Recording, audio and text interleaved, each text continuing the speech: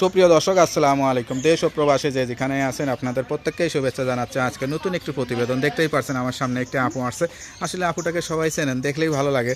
আসলে অনেকদিন পর প্রতিবেদনে আসলে আসলে কি বলতে চাই বা এখন বর্তমান কেমন আছে, চলুন কথা বলে জানার চেষ্টা করি। আপু আসসালামু আলাইকুম। ওয়ালাইকুম আসসালাম।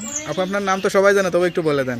আমার নাম শিমলা। শিমলা আপু, কই ছিলেন এতদিন, কোথায় ছিলেন? এতদিন ভাই প্রতিবেদনের সামনে আসি না, যে মনের মতন মানুষ তো পাই না, এর জন্য আমরা তো মনে করলাম মানে বিয়ে শাদী করে মানে স্বামী সংসারে চলে গেছেন, এই জন্য কোনো খোঁজ খবর নাই। না ভাই, বিয়ে শাদী করি না। বিয়ে শাদী করলে খাওয়া প্রতিবেদনের সামনে মিথ্যা আসলে কিসের জন্য আসবো? আচ্ছা মনের মতন মানুষ পাই না বলে এর জন্য ভাই আইতে চাই না।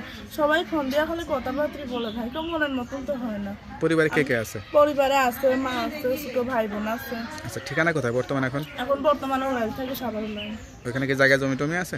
এখানে জমি আছে ভাই, এমনি ঘর ভাই নেই, নিজস্ব জমি আছে। আচ্ছা আচ্ছা, তা আজ কি আশা নিয়ে আসছেন? কি আশা নিয়ে আছে ভাই, একটা মনের মতন মানুষ পাইবো, পাঁচ ওয়াক্ত নামাজ পড়বো, সারা জীবন তার পাশে দাঁড়াইবো।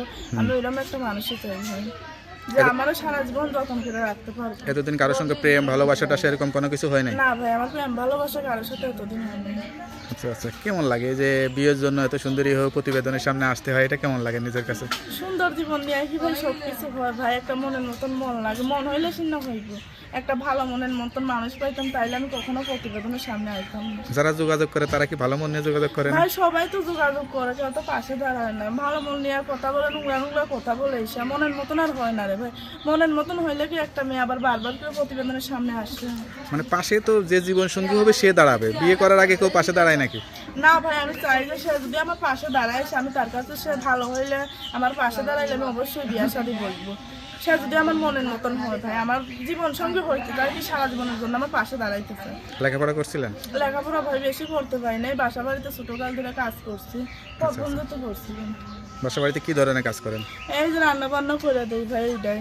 রান্না বান্না করেন তো, হাত টাত দেখে মনে হয় না যে জীবনে রান্না টান্না করছেন। তো ভাই রান্না হাত দেখাই কি মানুষের মনে হয় করছি তো ভাই, না, সবাই তো বললে মিথ্যা কথা বলবো। সবাই তো মনে করে যারা রান্না বান্না করে তারা মানে দেখতে কালো টালো হয়, হাত টাত কালো থাকে, তাই জন্য না বললাম। ভাই, আমি কালো না, আমি সুন্দর মানুষকে কখনো কালো হয়। আচ্ছা আচ্ছা, তা আপনি যা বলতেছেন সব সত্যি বলতেছেন। হ্যাঁ ভাই, আমি যা বলতেছি সব সত্যি। কেউ যদি যোগাযোগ করতে চায় নাম্বার তো দেওয়া যাবে। হ্যাঁ, কেউ যোগাযোগ করলে আমার নাম্বার আছে, নাম্বারে ফোন দিলে আমার পাইবে। নাম্বারটা মুখস্থ আছে?